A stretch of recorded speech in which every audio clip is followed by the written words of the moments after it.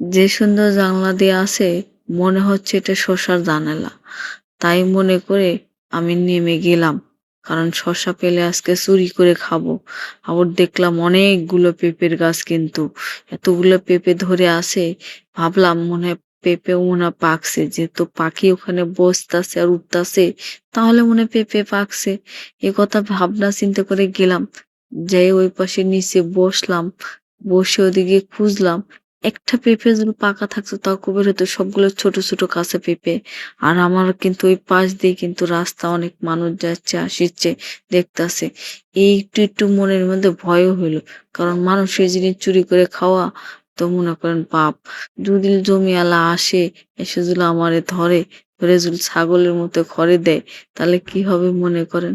কিন্তু ভাই, যে দেখি এটা শসার জানালা, এটা হচ্ছে পুতুলের জানালা। কিসের